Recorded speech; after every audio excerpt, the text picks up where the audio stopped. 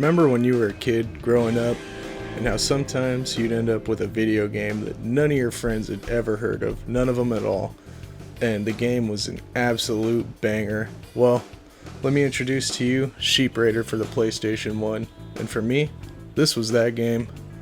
Sheep Raider is a puzzle platforming game with minor stealth elements, where you play as Ralph Wolf. This game fleshes out the Looney Tunes world very faithfully in every way but one. In the original cartoons, Ralph doesn't tend to see any success in his sheep thievery. Now this is where the game goes a little off script from the source material. After all, if you can't win, what's the point of the game? After we get through the first loading screen, we're given an in-game introduction movie. The camera pans in on a flock of sheep, and Sam, who appears to be taking a step away from the herd. Meanwhile, Ralph, who is hidden in a bush, slinks closer to a sheep who's fallen asleep. Feeling emboldened by the brief lapse in Sam's watchful eye, Ralph brashly pounces upon the unsuspecting sheep and makes a break for it. Ralph is caught in the act again and about to catch a boop from Sam.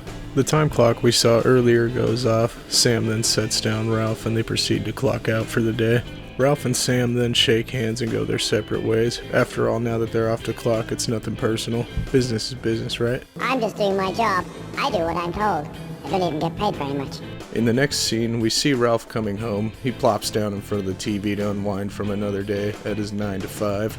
We then see a fancy limo pull up outside of his shack. Then in the flyest fucking pimp suit this game is ever gonna see, Daffy Duck busts through his front. Daffy then recruits Ralph for his new game show, Sheepdog and Wolf. Daffy starts dropping some real shit on Ralph about upping his game and how he's gonna help. While being ushered into the limo, then the two of you head to Acme Town. During the ride to the studio in Acme Town, Daffy begins explaining the rules of the game to us while also establishing a clear goal. Steal sheep one by one from Sam's flock until there's nothing left to steal. Yourself and the sheep must make it to the goal ring in one piece. Finally, you arrive at the studio with Daffy. While leading Ralph into the studio further, he reminds Ralph that he's here to help. After all, Daffy wants to look good too. Now with all that out of the way, we're ready to actually get into the game. When you enter the game's hub world on a new save file, you have access to two levels. Level 0, which as above, its entry suggests is a training level. Alternatively, if you don't feel like doing the training level, you can go straight for level 1. Upon entering any selected level, we're first given a nice overhead fly-through of the level where usually the goal ring and Sam's sheep are almost always certainly shown.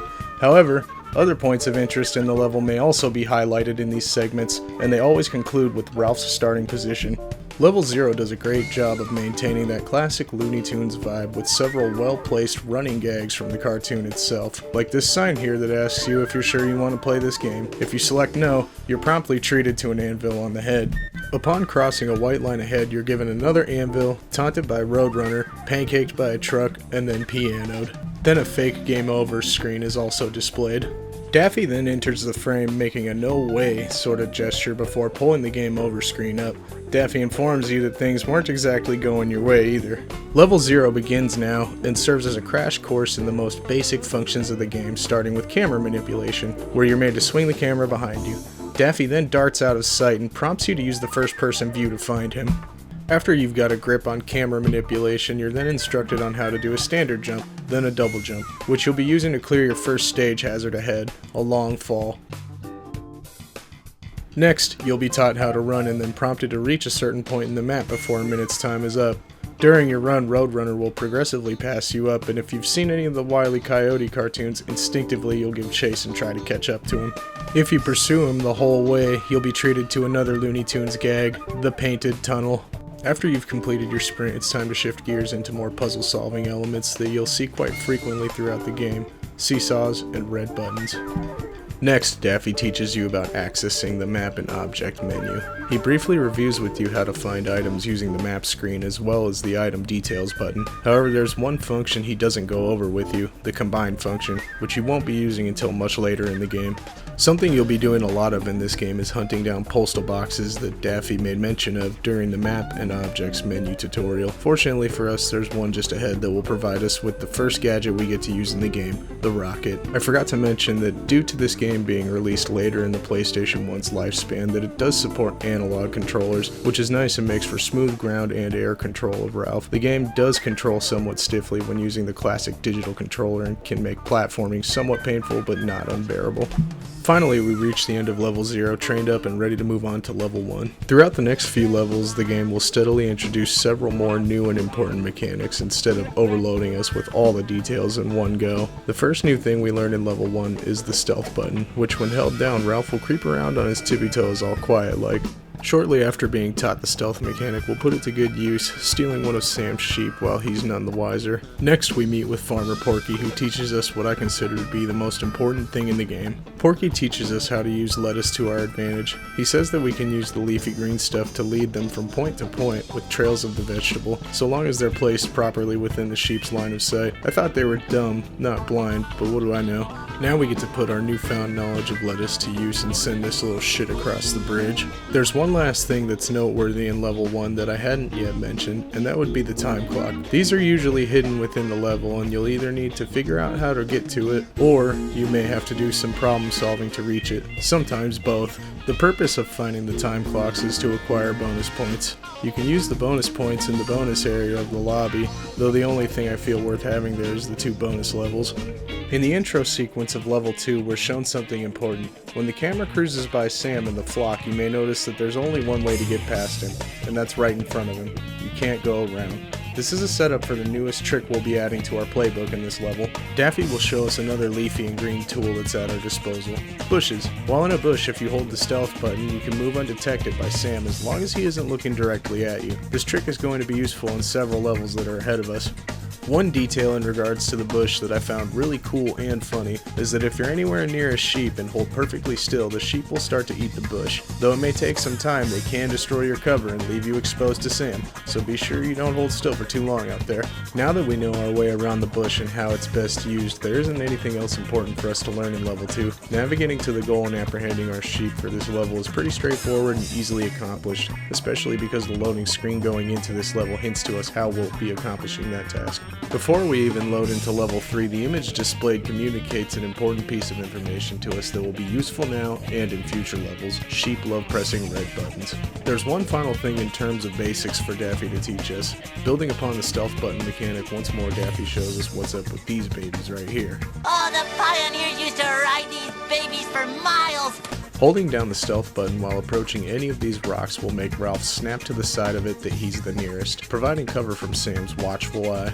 Ever since we crossed the starting line in level 0, Daffy has done a great job at teaching us everything we needed to know in order to tackle any of the challenges ahead of us. From this point on, he won't be holding our hand as much. In fact, his role will become more minimal. Anything he has to teach us in the future is generally just how to use a particular item that we encounter. Throughout our adventure, we'll get our hands on plenty of Acme brand gadgets and tools to use that'll help us on our way.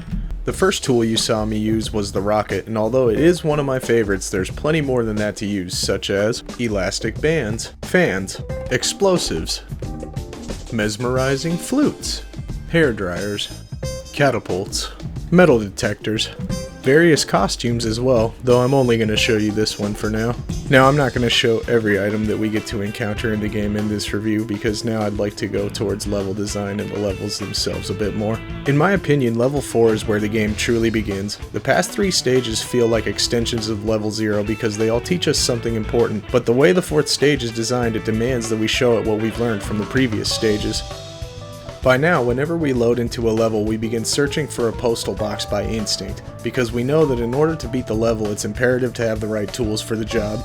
Level 4 has a smooth difficulty curve between calling on our learned skills and with the presence of additional aggressors to encounter along the way other than Sam. When we first arrive at Sam's area, we'll be presented with a familiar sight. The only way past him is in front of him, which would suggest that there's likely a bush nearby for us to use. After crossing Sam's area, we'll be able to locate the next postal box and get another item dropped to us. Unfortunately, it gets dropped right into Sam's area. Luckily for us, we know how to hide behind rocks though, making it possible to retrieve it and continue on. Now we have to hypnotize Sam, lead him to this red button which will drop a boulder on him. While he's stunned, we need to dash to a sheep on the edge of the flock, grab it, and get to the raft. For me, this is the hardest part of level 4 because I sometimes end up fighting with the item button to get the flute put away. Other than that, level 4 is pretty easy going for the rest of the way. All that's left to do is to get to the goal ring and maybe grab that time clock first if you feel like it. From this point on, the situations and puzzles we encounter steadily get more difficult, and I mean, there are some real stumpers and levels ahead. This game has made me feel dumb. By now, we're probably starting to feel confident in our skills at the game. As soon as we load in, we hit this postal box right in front of us and acquire a familiar looking flute. We've got a pretty good idea how this is going to go down already. Until we don't know how this is going to go down, actually.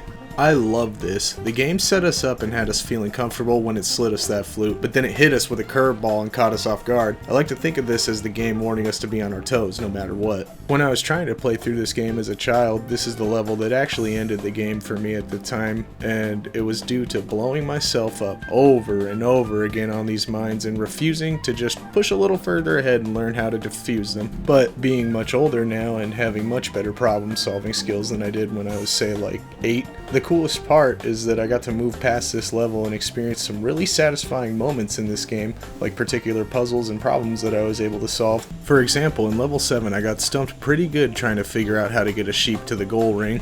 The big gimmick in level 7 is figuring out how to navigate through the stage using these geysers and vortexes to your advantage. Sam's sheep are blocked in by an ice wall that you can't scale or get over. After I made my way over to Sam's area using the geysers and figuring out which vortex to enter and then exit with our fluffy little buddy, this is where I'd found myself stumped. I had to cross this body of water with the sheep, but there was no set of platforms to jump on, and the vortex near me just loops back to this exact spot. Now feeling like my problem solving skills were not so great, I sat and thought about it for a minute. Then I suddenly remembered falling in the water earlier and Daffy fishing me out with the crane. That's when I realized how I'd get the sheep across the body of water. Moments like that in this game are what left me feeling the most satisfied. First I got made to feel dumb, but then I overcame that and leave this level with great satisfaction.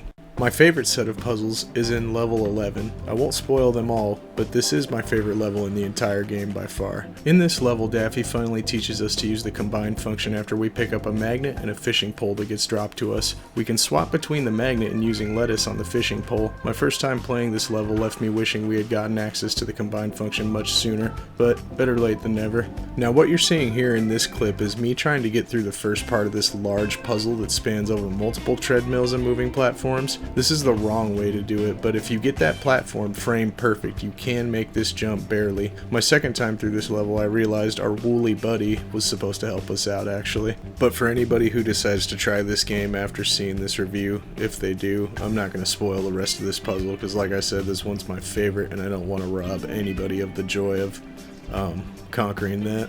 Ever since the start of the actual review in level 0, I've praised how the game taught us how to play through good tutorials and level design. I've also touched on the difficulty curve and how satisfying puzzle solving in this game can be. But there are a few things about this game I don't really like, but they aren't deal breakers. The camera can be a little frustrating at times in this game, like when going through small corridors it may hang up on a wall making it hard to keep good perspective on Ralph. Instead of giving the camera collision physics, they could have made it clip through the wall and have the wall go into a transparent visual effect or something like that. But because most of the game takes place in wide open spaces, this isn't a huge issue, but it did piss me off a few times. Next, in level 10 we have this red dickhead over here.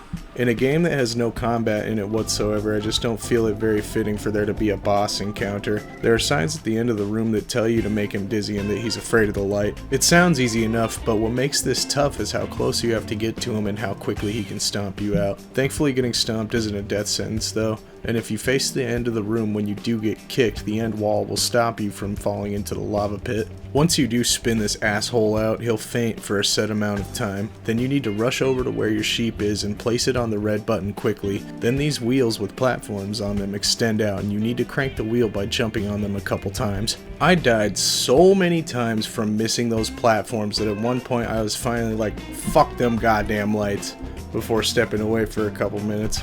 Now this opinion is completely based on my initial encounter with Red Dick here. The footage on screen is from my second encounter. You could maybe even say this was an issue of skill for me. I don't know, it's my review, I say what I want.